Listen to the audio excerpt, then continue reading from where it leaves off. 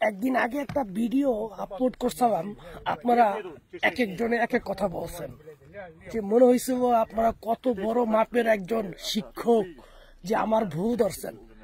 আমি রাশিয়ান আর্মিতে 3 মাস ট্রেনিং করার পরে উচ্চতর প্রশিক্ষণ, একজন ট্রেনারের পিছনে যে কত পরিমাণ টাকা ব্যয় করে সেটা আপনারা না দেখলে বুঝবেন না। তো আপনারা বলছেন এইটা গ্যানেট, এইটা এইটা এইটা এইটা, আপনি কি জানেন? দেখেন, আপনারা দেখাই। এটা হচ্ছে AK-47।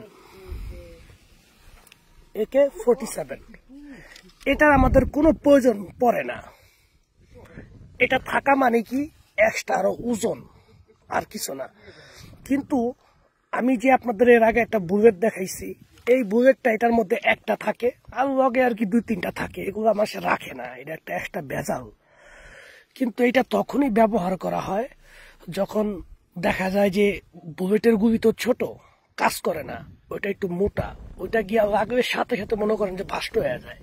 তো ওই হিসেবে আমরা এটা ব্যবহার করি। দ্বিতীয়বারে কিছু না। গ্যানেটের মধ্যে কি কখনো এই সুইচ থাকবে? এটা থাকবে? এটা কিসের জন্য থাকে? যে কোনো গুলির বিষয়ের জন্য। তারপরে AK-47, এই যে এটা আমরা লক করে রাখছি, দেখেন এই যে লক, এই যে লক অপশন, এটা খুললে গুলি আসবে, এটা যে ম্যাগাজিন, এই যে দেখছেন, এটা হচ্ছে AK-47 এর গুলি, আর এটা হচ্ছে ওই যে মোটা বুলেটের গুলি। দেখেন, ভালো করে দেখেন, নাই তো, থাকলে হয়তো বা বুঝতে পারতেন। এই দেখেন, নাই। দেখছেন, এক একজন এক এক মন্তব্য করবেন, নিজে আগে এক্সপার্ট হইবেন, তারপর।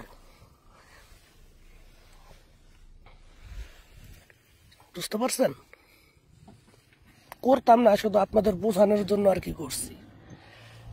এই ট্রিগারটা হচ্ছে শুধুমাত্র AK-47 গুলি ব্যবহার করার জন্য, আর এই ট্রিগারটা হচ্ছে যখন কাছাকাছি অনেক বড় ড্রোন আইসা পড়ে, গুলিতে কাজ করে না, তখন আমরা এটা ব্যবহার করি।